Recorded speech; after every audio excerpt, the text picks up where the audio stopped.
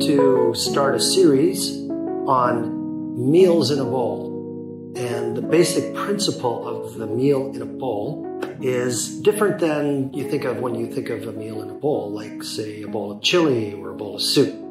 Those are great, but the idea of a bowl is that you're going to keep things that have different textures and different flavors a little bit apart from each other so that the eating experience is a bit of an adventure. You're kind of exploring the bowl with the different textures and flavors. And the other side of the bowl is the bowl contains the perfect balance of a meal. It's sort of back to the idea of a healthy plate. If you remember the healthy plate, like if you look at Canada's food guide, it's a perfect image of a healthy plate where you can divide the plate in the middle. Half the plate is veggies. It can be fruits and veggies, but it's like vegetables in some form. And then a quarter of the plate is your starchy food, preferably whole grains. And then a quarter of the plate is your protein.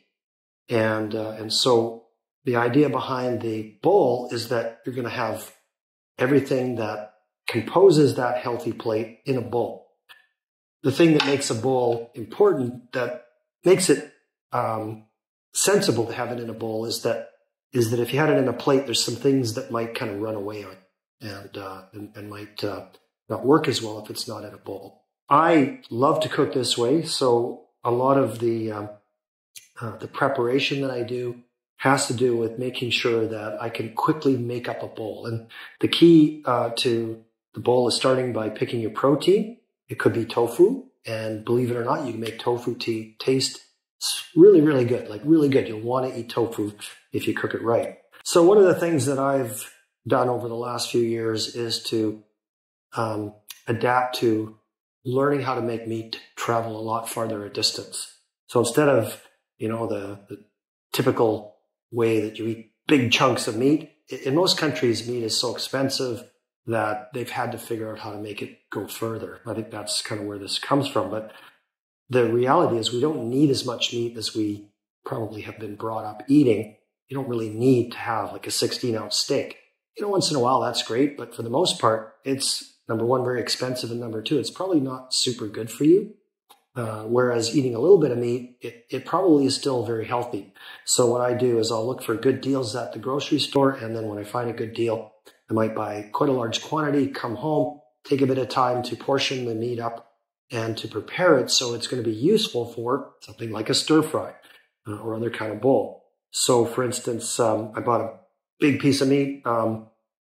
This was back in 2020. So, I don't have to do it that often. If you do this, you get a lot of distance out of a piece of meat. And so I bought this really nice piece of meat and took it home. And some of it I cut up with my meat slicer. Some of it I cut up into cubes. And then what I would do is I would take my kitchen scale with my vacuum seal bags and I would just fill the bags until we had about 8 ounces in the bag, enough for 4 ounces between 4 ounces for me, 4 ounces for my wife, which is a pretty decent portion. That's a lot of protein.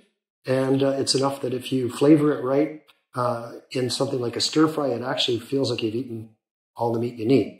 And then the nice thing is you vacuum seal it in these bags and you squish them flat and then they defrost super fast. You just throw this in the sink with some water while you're prepping your veggies and you turn around and your meat is already completely thawed out. So it's a really handy way to do it. And as long as you've got a good vacuum sealer, this is just the one that you get from Costco. I think I buy the bags usually from Cabela's, sometimes online. It's a great way to save money and to have food that you can make in a flash, just like that. You don't have to even slice your meat. It's already been pre-sliced. So, if you want to slice it by hand, that's fine.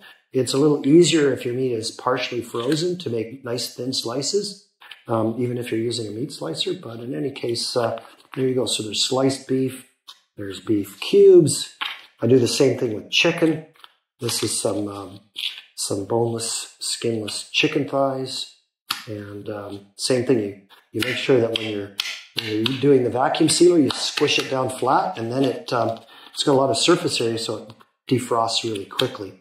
And then here's some, this is ground pork, which is, great for certain kinds of bowls and so on. This is a bit of a larger portion, so sometimes, say if we're having friends over, you might want to pull out a bigger piece of meat, a bigger amount of meat. This looks like it's more like about a pound of ground pork.